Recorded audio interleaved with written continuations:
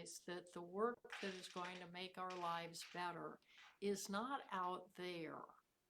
That's about getting engaged in our humanity and getting caught up in the circumstance.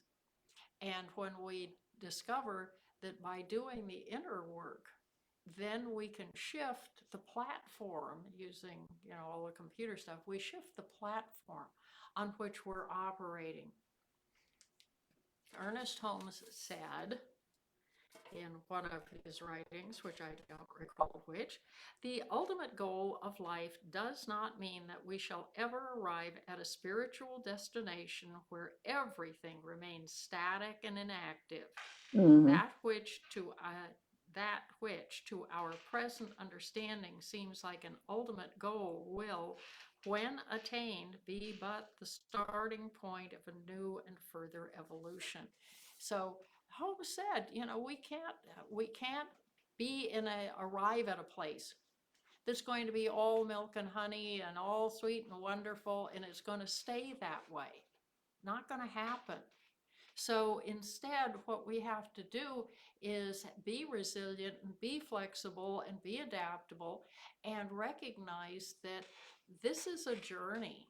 And with each quote ending, each time we come to an end of a cycle, what happens is, guess what? There's a new cycle. It just is starting over. And being a student of the Vedas and aspects of Hinduism, I went, that sounds really familiar. And in the Hindu tradition, there is an acknowledgement of the four stages of life. And the four stages of life are the student, the householder, and then the renunciate and the retired. And I thought, hey, we're all students and we're all progressing through these phases of life. And what has in the Hindu tradition, of course, it's reincarnation that occurs. Well, think about the fact that the person well, you can do it for you, I'll do it for me. Okay, when I got to the end of a cycle, I didn't realize that I was newly birthed in that new cycle. That we do the cycles of reincarnation over and over throughout our lives. What happens is we mature, we change. The person who was me at 20 years old is not the person that's here now. That person is a totally different version of me. And when we give it the freedom in the Hindu tradition, there is total acceptance and actually celebration of, hey, I let go of that life. I let go and have a new beginning. Well, when we look at it in terms of our transformation and our shifting of our own personal evolution, we're letting go of a life we had. And with the aging process, we discover that we let go of some of the agility or some of the dynamic energy or the ability to run whatever distance some people run. Okay, those things change. Well, they're no different than letting go of a cycle of life and being reincarnated as this new expression of ourselves. And so within the Hindu, there is an awareness of identifying your dharma, and your dharma is your purpose in life. And they also, the kama, and the kama is about human pleasures. It's about physical pleasures. And instead of saying, oh, that's good or bad, this is life. This is to be celebrated and enjoyed, fully enjoyed. And then the artha is a stage of maturation. And moksha is, guess what? I've done it. I've done what I am here to do. I am fulfilled and I'm ready to let go and start over. So what if we did this start over just with the transitions in our lives and did it with such freedom that we simply stepped over? We simply stepped into this new expression. For people who are moving through careers, hey, when you are done with a given career, instead of kind of dragging it along or worrying about the leaving, hey, I'm ready for that next step. And there is such a sense of freedom. So then our intention is then infused with purpose. Our purpose then, if you look through different career expressions, different ways in which you've shown up in the world, I'll bet you will find a thread. I'll just bet that whatever is going on in your has been going on, there is a single thread, or maybe there are multiple threads. But one of the ones that, and I've shared this lots of times, one of the ones that if you look back at everything I've ever done, peace and relationship was a thread that if I was in a chaotic situation, hey, I wanted to get out of there because it didn't match my thread that was calling me to peace. And if I was in a situation where there was chaos around, hey, I'm the peacemaker, let's all get nice and talk, let's play well with others. And so this is the thread. If you look back at your own life, I'll bet there is a thread. And so one of the ways in which we can have this better experience, not only acknowledging what is our thread that's consistent throughout our lives, but our lives will grow more harmonious when we acknowledge and when we align our thoughts, actions, and intentions with our values, passions, and purpose. Well, if you look at my thread, my value is peace.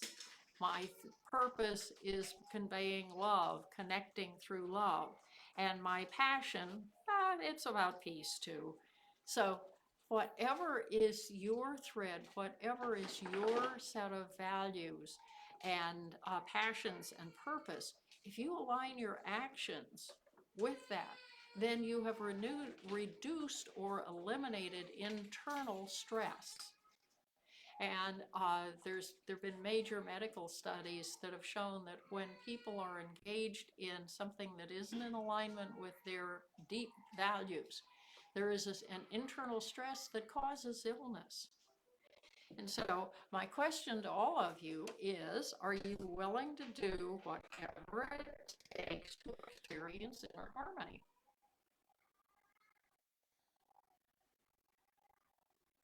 Give you a moment to think about that, because that whatever it takes means take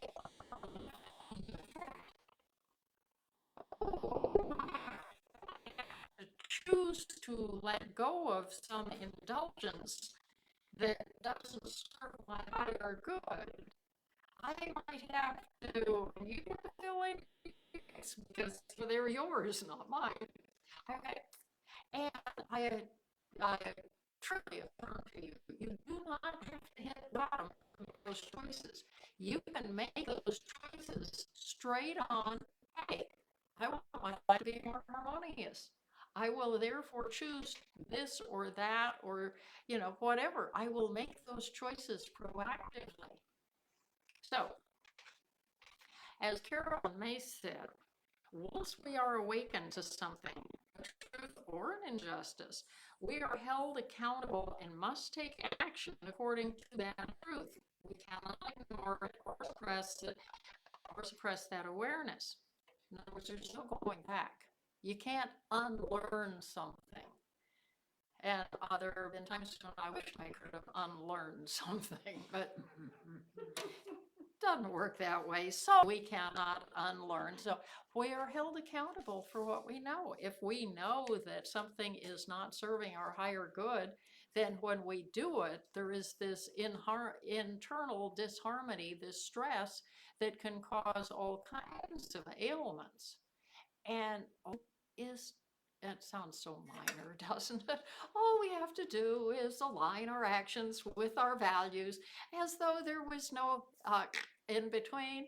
or that nothing much was asked of us. Just let go and do it. I suggest that would be the easy way to do it. And it is incredibly simple. And sometimes simple things are not as incredibly easy as they are simple. So, in typical Holmes statement, the universe is alive with action and power, and that power is in and as each one of us. So we have the power, but the question is, do we have the willpower to take the steps that serve ourselves more fully, to bring harmony, to bring health? Are we willing to do whatever it takes to get there? So, the next question is, as a community, we have come together with this big idea of being brand new, of starting this new congregation of, we have, and going back to the Hindu, the prior iteration of Metro went through the phases. It was growing, it had encountered a reason called pandemic to shift, and that its shift to that post, or the pandemic, we adapted to the pandemic, but we didn't adapt to the after pandemic. And so we have made a commitment to start brand new.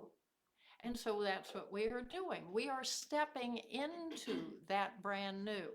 In other words, in the Hindu tradition, we have gone through moksha. We have arrived at that place of reincarnation, that brand new.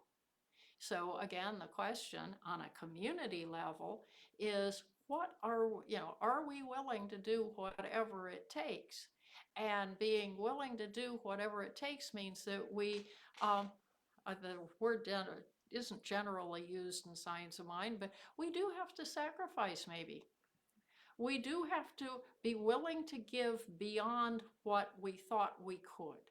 We have to draw on resources that are in us and say, yes, that's mine to do to birth this new phase in the cycle of life. And we then are all obviously today playing in tech and doing all of that. We are students. We are learning. We are grasping for that greater knowledge that can bring us into further alignment and serve more fluidly and fluently.